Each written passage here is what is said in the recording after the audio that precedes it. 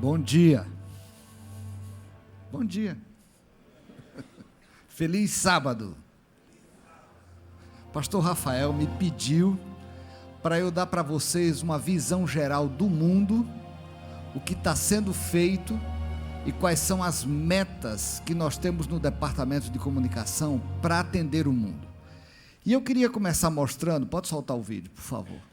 Eu queria começar mostrando para vocês algumas imagens que vocês conhecem, vocês assistem noticiário, vocês têm visto isso várias vezes, mas talvez vocês tenham visto fora de contexto. Pode subir o volume um pouquinho.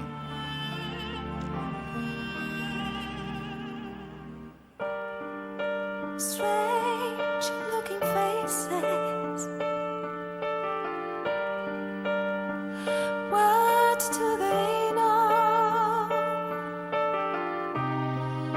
Shadows of dust, no place to trust, no place for them to go. Open your eyes now and see the grief of the world. So many dreams to be told. Everywhere, do we care? We could be one soul under the sun. Breathing life again. Pode tirar essa Together, luz. one heart singing a song. Breaking down the chains. So if we stop There are 1,114 Yazidi people in the camp. Bom, só para avisar para os organizadores, o meu negócio continua em 40 aqui, viu? Não vai ser.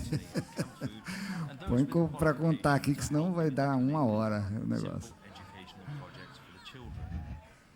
Essas imagens são de refugiados. Vocês não têm ideia o que é ser um refugiado. E não é uma coisa assim simples, porque são milhões de refugiados. Hoje, só na Alemanha, são mais de 7 milhões de refugiados que o governo alemão abraçou, fora os que foram para a Holanda e para a Grécia e para tantos outros países. Depois que eu comecei a me envolver e ficar a par dessa situação dos refugiados, eu comecei a ter uma sensibilidade diferente toda vez que eu chego na minha casa. Eu sento na mesa com comida, eu deito na minha cama. Gente, é terrível você não ter um lugar para ficar. E essa realidade nós não podemos ignorar, porque ao a gente comunicar, a gente tem que saber para quem, por quê e de que jeito. Outra coisa que está acontecendo na igreja, veja, a igreja tem respondido maravilhosamente ao atendimento a refugiados. Outra coisa são essas feiras de saúde. No mundo todo tem se multiplicado feiras de saúde, nas quais médicos, dentistas, pessoas da área médica dão atendimento de graça para pessoas carentes e necessitadas. Isso tem sido um impacto tremendo. Nos Estados Unidos tem acontecido isso frequentemente, na África, na Europa. Eu sei que aqui vocês fazem muitas feiras de saúde. É uma realidade que tem sido um caminho para poder nós, como igreja, nos comunicarmos com as pessoas. Tradicionalmente, a comunicação sempre foi algo de gerar informação. Era uma informação corporativa, de notícias, de atividades, de realizações. Olha outro desafio que nós temos na Índia. Aqui é uma clínica adventista que trata de pessoas com problema de catarata. São milhões de pessoas na Índia que sofrem disso. E existe um grupo que dá esse tipo de atendimento de graça. Outro tipo de atendimento é em catástrofes. Aqui vocês têm imagens daquele incêndio que houve em Portugal, lembra? Ali estava presente a igreja, ali estavam presentes as pessoas. O que eu estou querendo dizer para vocês é que a comunicação é muito mais do que escrever, fotografar, filmar, falar. A comunicação é uma ação viva. Você imagine para a vizinhança o que foi eles verem pessoas se dispondo, trazendo comida, trazendo água, tratando daqueles que precisavam, socorrendo na hora da necessidade. Então, todas essas ações que visam o bem-estar das pessoas, todas essas ações que geram contato com a comunidade, com a sociedade, tudo isso mostra que a nossa igreja é uma igreja viva. E nós, ao fazermos o nosso trabalho usando redes sociais, escrevendo, fotografando, filmando, nós temos que ter isso em mente, o serviço, a partilha, o envolvimento, o compromisso. Por que eu estou falando isso?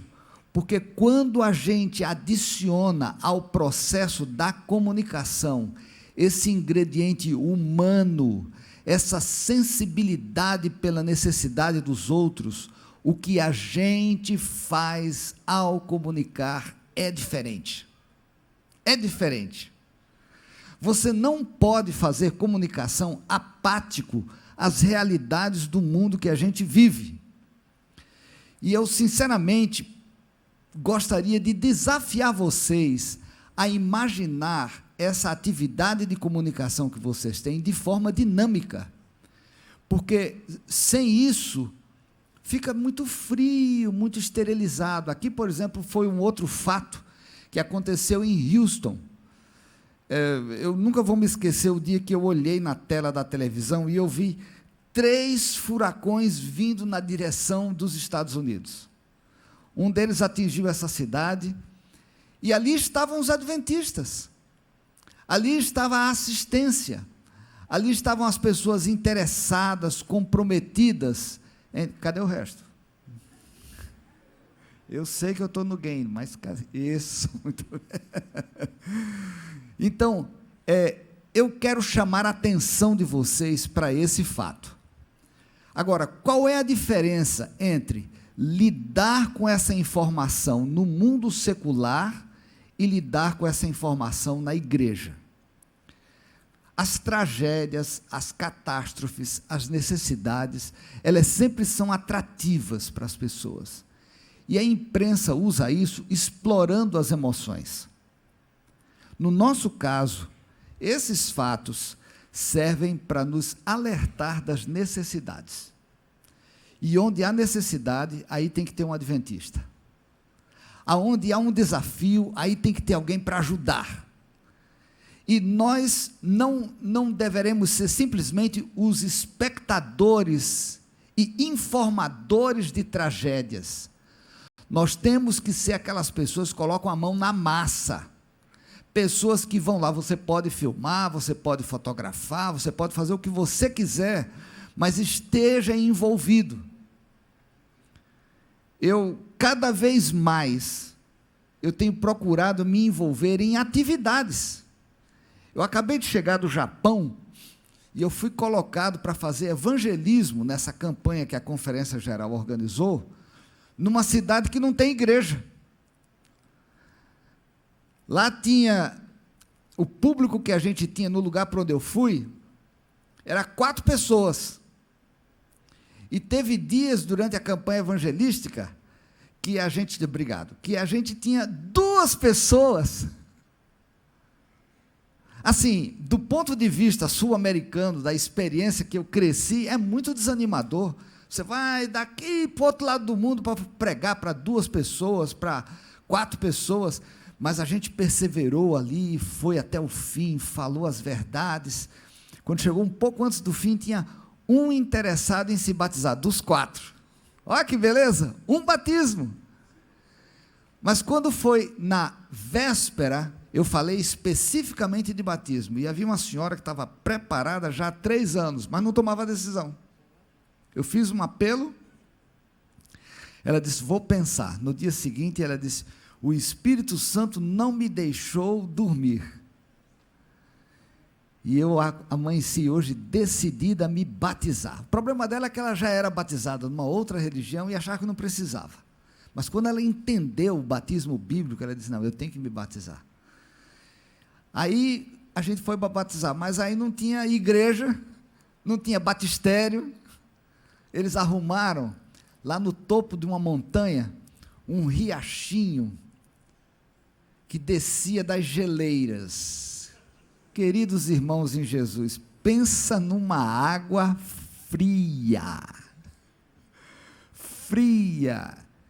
E olha, eu tenho horror à água fria. Eu botei o pé assim e disse, eu tenho que avançar aqui em nome de Jesus. Aí quando eu cheguei no meio do riozinho para batizar, a água estava dando aqui na canela. E a correnteza não me deixava ficar em pé.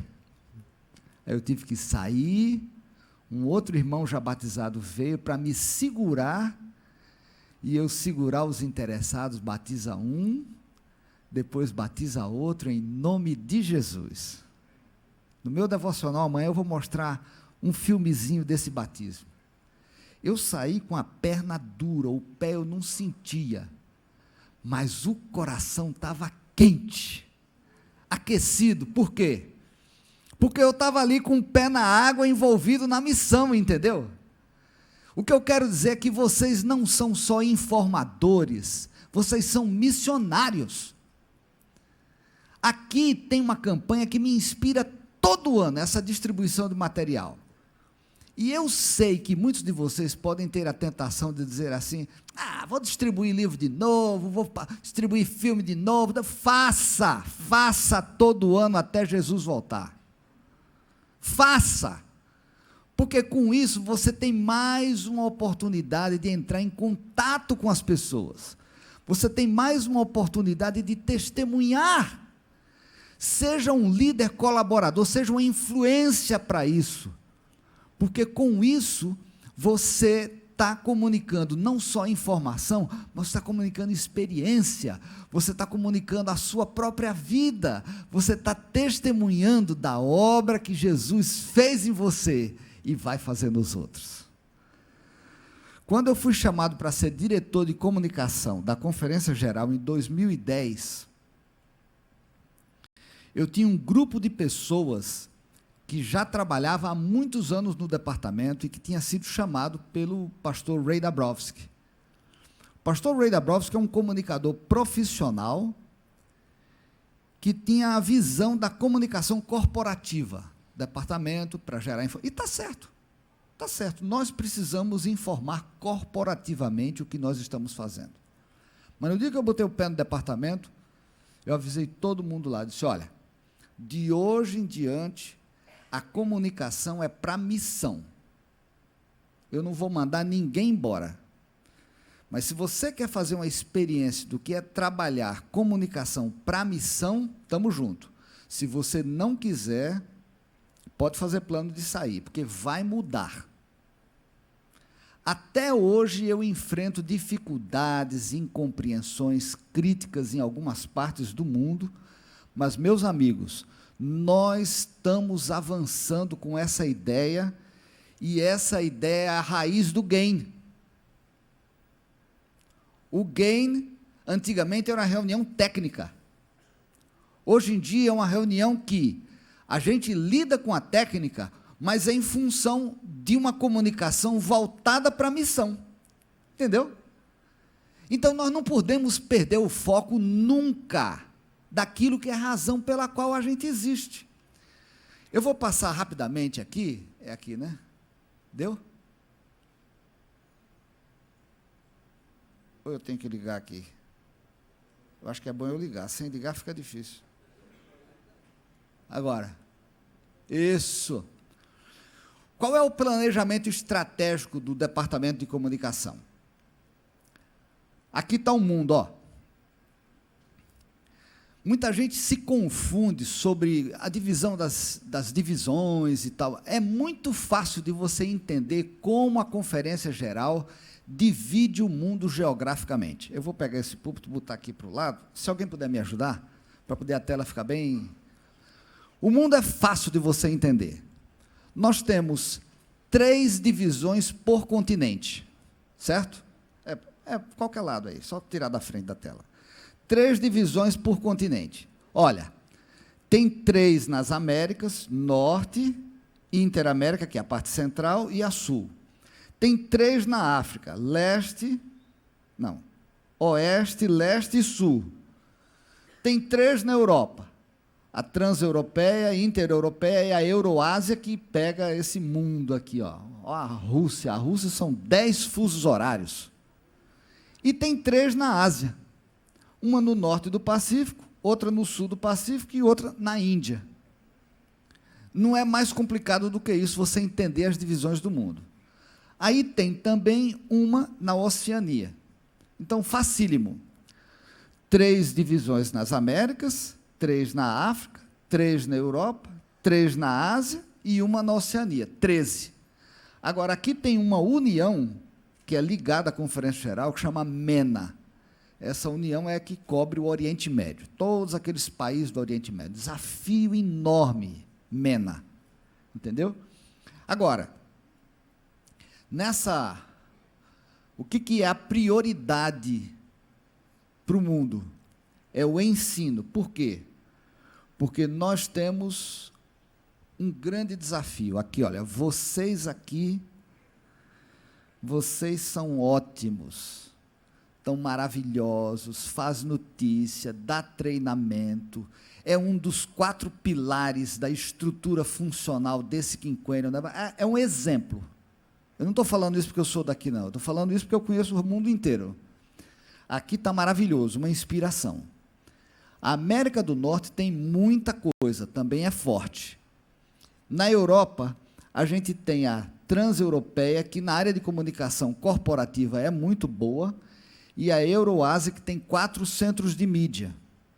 E tem a Austrália, que em termos de criação de produtos e materiais, ela é extraordinária, muito, muito, muito forte.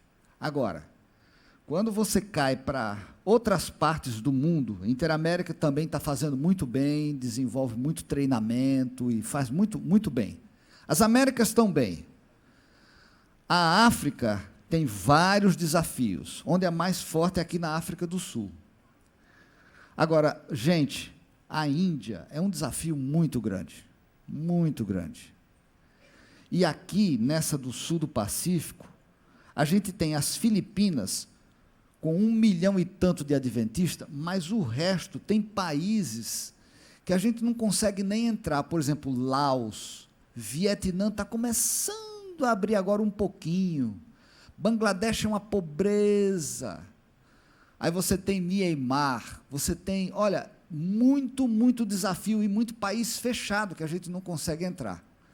Aí você vai para o norte da Ásia, você tem essa coisa enorme aqui, chama China. 1,4 bilhão de pessoas vivem lá, mas por um milagre de Deus, sem ter igreja organizada, nós somos quase 500 mil de adventistas lá. É um milagre, porque é proibido fazer evangelismo, proselitismo e tudo mais. Você sabe qual é a base da atividade missionária na China? Internet. Internet.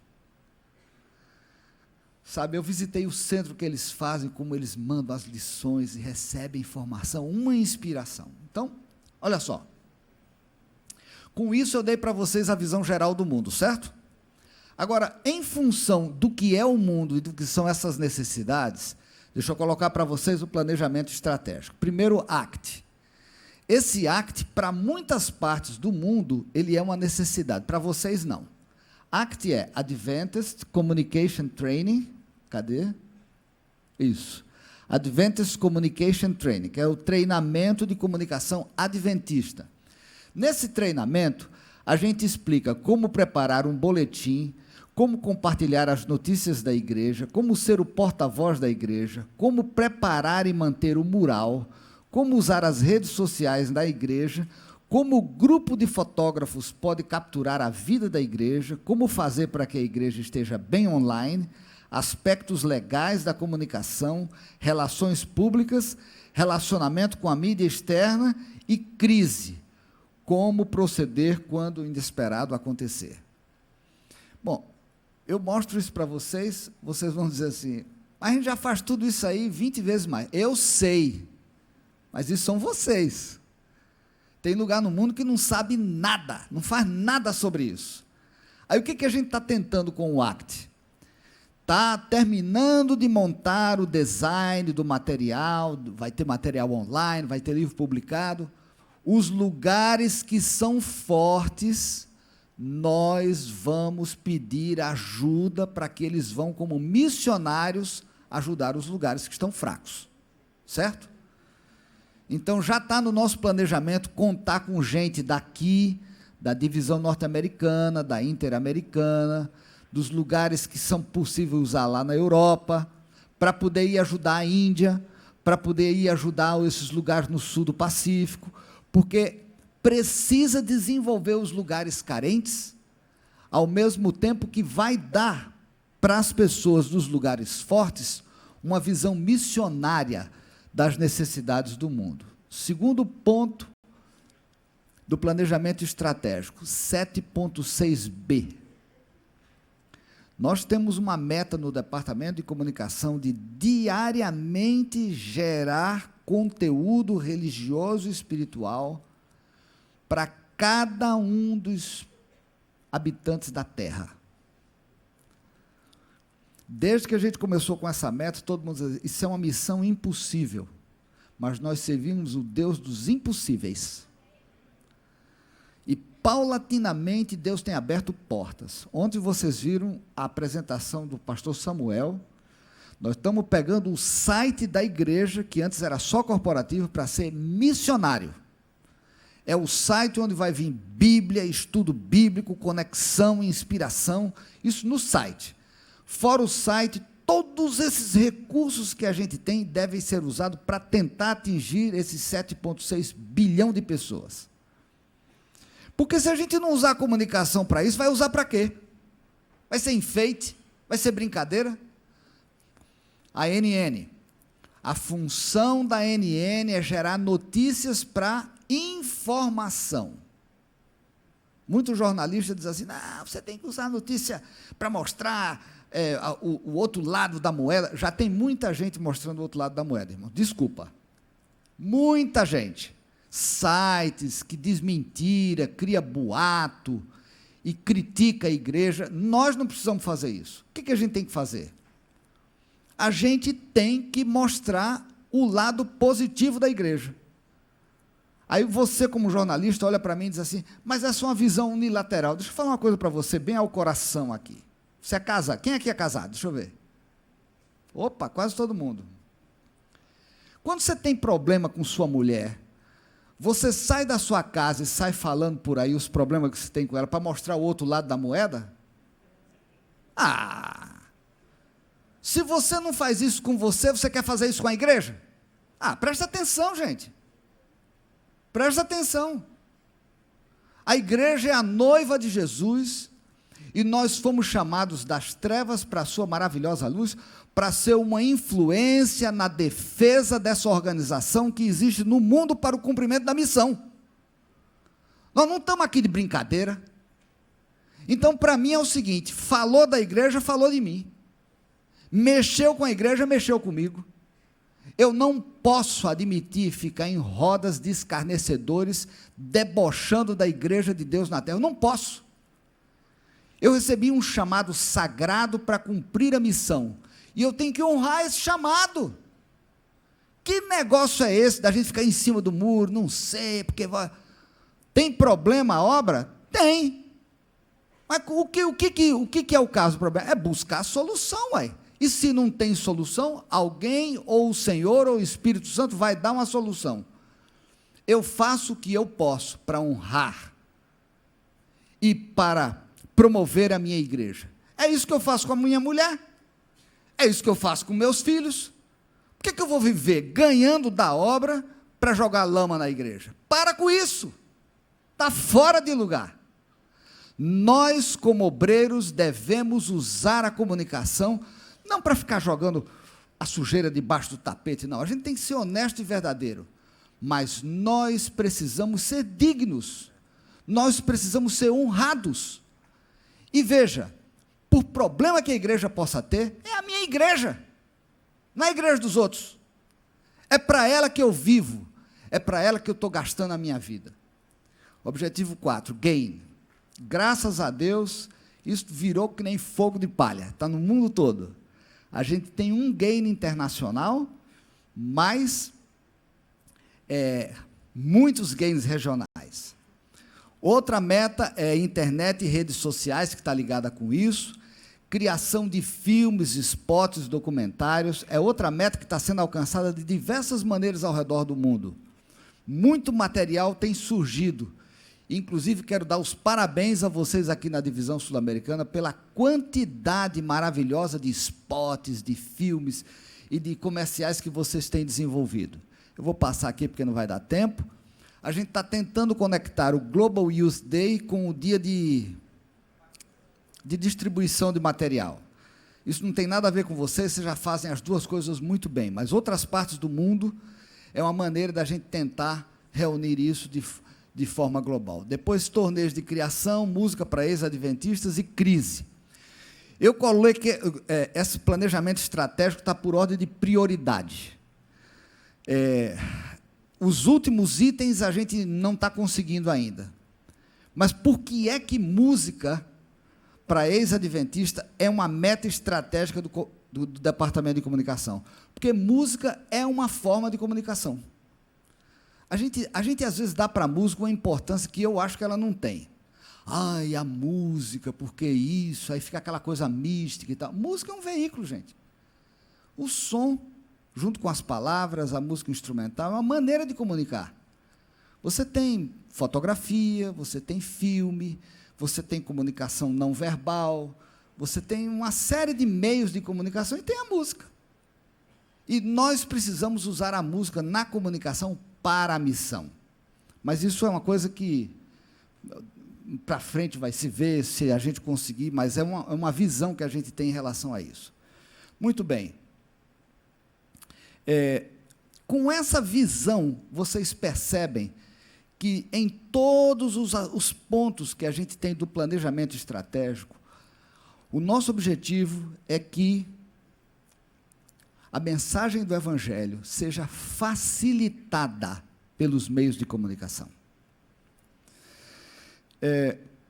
Muitos de vocês dizem assim, Williams, como é que você foi parar em comunicação, se você é músico? Eu pensei de gastar uns minutinhos agora no final dessa minha apresentação para dar esse testemunho para vocês. Com 3 meses de vida, eu fui desenganado, meus pais eram pobres, e eles voltaram para casa porque o médico recomendou que eu deveria morrer em casa. Quando eles chegaram naquela casinha humilde, lá no subúrbio de Recife, bairro de Água Fria, na boca de uma favela, eles me colocaram numa cama, minha mãe bem jovem, meu pai coportor, pobres, e eles oraram a Deus, Senhor, se tu curares esse menino, ele vai ser dedicado ao ministério. E eu fui consagrado. Deus tocou na minha vida, milagrosamente me curou, e hoje, esse ano, eu vou fazer 67 anos de idade. Não tem quem diga, não é verdade, irmãos? Mas Deus é muito bom. Deus é muito bom, eu tenho uma saúde de ferro, trabalho, viajo, estou animado, entusiasmado na obra de Deus. Eu agradeço a Deus pelo dom da vida. E eu cresci com minha mãe dizendo assim, vai ser pastor, vai ser pastor, vai ser pastor. Só que, no planejamento estratégico dela, ela cometeu um erro. Com 6 anos, me colocou para estudar piano. Eu odiava estudar piano. Estudava porque ela me empurrava naquilo e tal. Eu queria ser mesmo, era motorista de caminhão. Negócio de ficar tocando piano, não é negócio de homem, não. Você é macho, eu queria, sabe, na minha cabeça de garoto do Nordeste, entendeu? É um complexo meio. E ela, não, porque você vai ser pastor, e tem muita igreja que o pastor não sabe tocar os hinos, você vai ser pastor para tocar os hinos na igreja, ó. Tá bom. Só que, quando eu vim para o ENA, eu tinha 14 anos, e aí já não tinha mais a minha mãe me pegando no pé para eu estudar piano, e aí eu senti falta de música. E comecei a quebrar a cabeça com o negócio de música, não tinha professor, não tinha minha mãe, não tinha ninguém lá para me chatear com isso aí, mas aí eu comecei a buscar, pegar uns acordes e tal, e daí eu gostei de música. Gostei tanto que decidi ser músico profissional.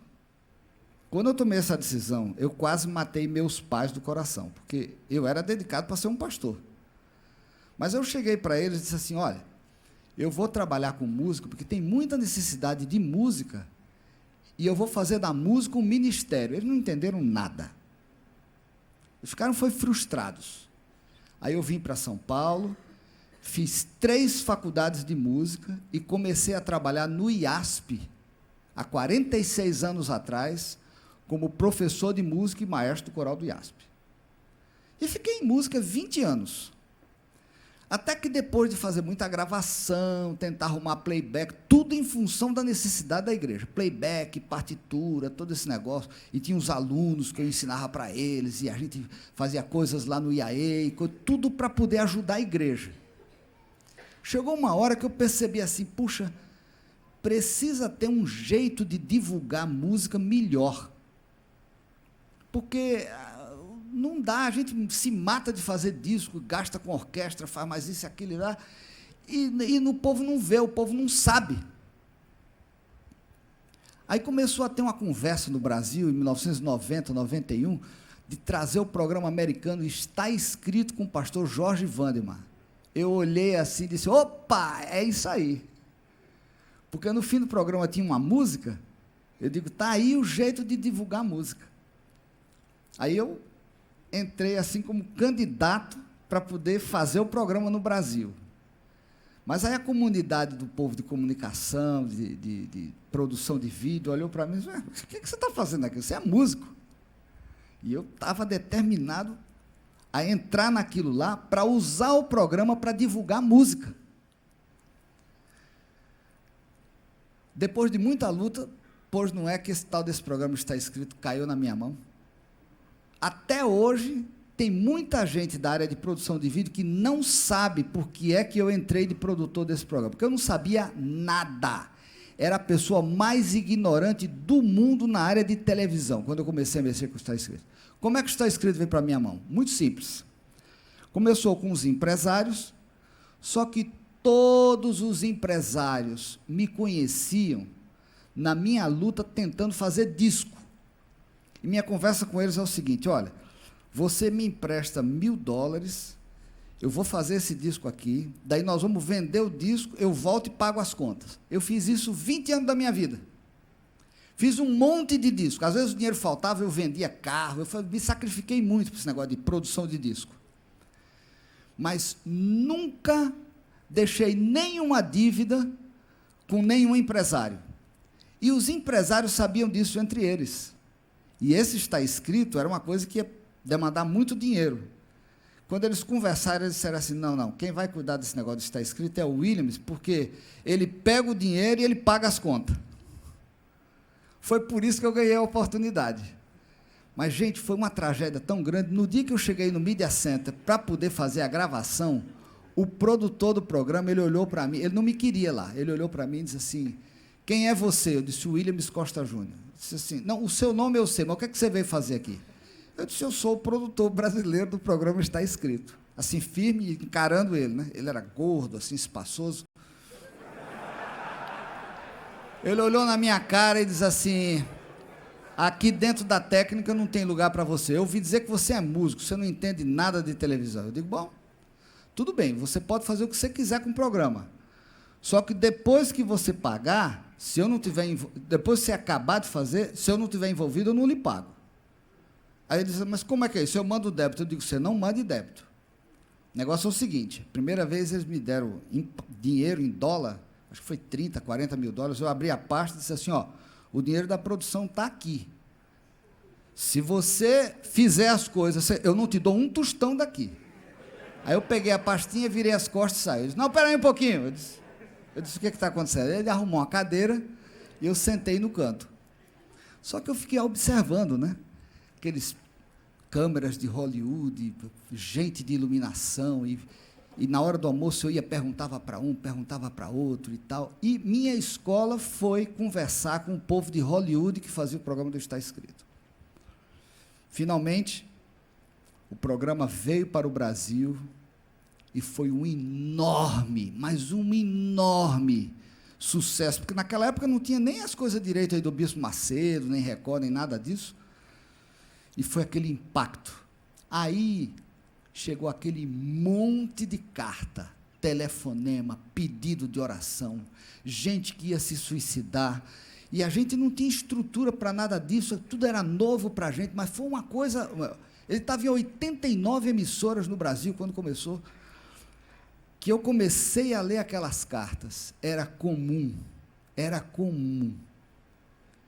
Sonete e eu chorarmos de emoção ao vermos pessoas tomando decisão para Jesus, e ao ver essa reação das pessoas, a necessidade, e a gente mandava o curso bíblico, e eles decidiam se batizar, e largava drogas, e o Espírito Santo trabalhando.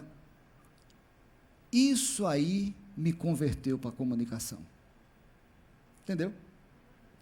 Eu, academicamente, não sou um comunicador. Claro, em 22 anos que eu já estou mexendo com isso, já li muito, já estudei, promovo muita coisa, mas a minha base foi o resultado de vidas transformadas pelo poder da comunicação.